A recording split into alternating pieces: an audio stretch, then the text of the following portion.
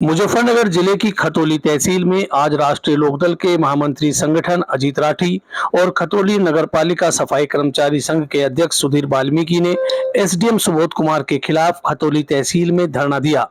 धरने में उनका आरोप था कि एसडीएम ने सुधीर वाल्मीकि के साथ अभद्र व्यवहार किया है।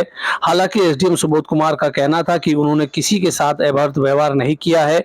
हालांकि बाद में एसडीएम ऑफिस में अजीत राठी, सुधीर वाल्मीकि और एसडीएम के बीच समझौता वार्ता हो गई, जिसके बाद धरना समाप्त कर दिया गया। मुजफ्फरनगर जनपद की तहसील खतौली में हूँ। यहाँ सफाई कर्मचारी के अध्यक्ष हैं, उनके साथ एसडीएम द्वारा दुर्व्यवहार की बात सामने आई है।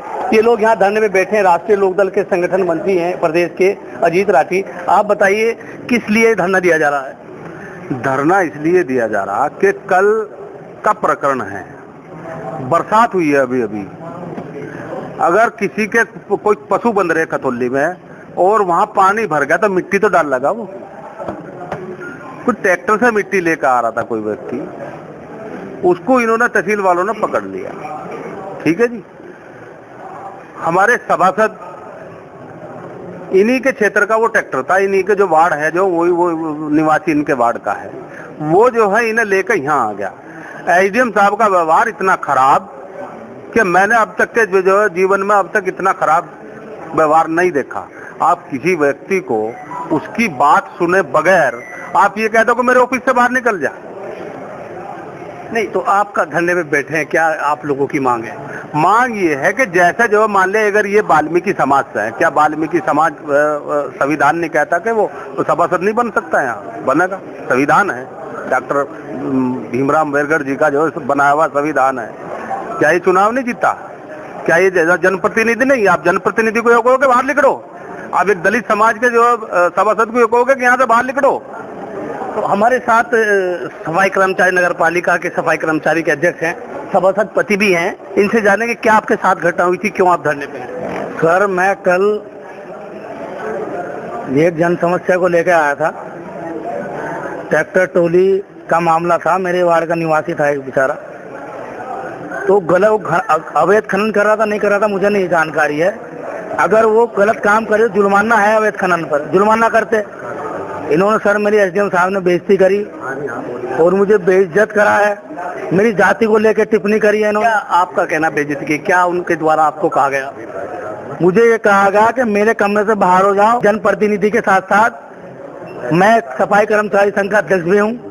एसडीएम साहब ने मेरी बिल्कुल इज्जत तार तार कर दी। तो अब आपकी क्या मांग है? हमारी मांग यह है उनका कोई भी अधिकारी आके माफी मांगे, वो मांगे। उनका तबादला हो गया, तबादले से उनकी मानसिकता थोड़ी बदल जाएगी। उनकी करनी उनके अधिकारी भुगते हैं या सॉरी मांगे आके बीच में। कल न्यू इस्लाम नगर में एक अवैध खनन की शिकायत मिली थी कि खनन कर जो है मिट्टी वहां पर लाई जा रही है। इसकी मेरे द्वारा नायब तहसीलदार अर्जुन के द्वारा जांच कराई गई, तो एक ट्रॉली हमने वहां पर पकड़ी थी। तो उस ट्रॉली को छुड़ाने के लिए जो ये सफाई कर्मचारी सुधीर है, ये उसकी सिफारिश में आया था कि उस ट्रॉली को जो है मेरे छोड़ दिया जाए। परंतु उसके मैंने कहा कि भाई आप जो है आप जाइए यहाँ से, आप सरकारी कर्मचारी हैं, ये अवैध खनन की शिकायत है, तो आप इस प्रकरण में जो है सिफारिश ना करें। ये कहकर मेरे द्वारा जो है उसे यहाँ से भेजा गया था। फिर बाद में जब उनके द्वारा परमिशन दिखा दी गई तो वो उस ट्रॉली को जो है हमारे द्वारा सामने छोड़ दिया गया।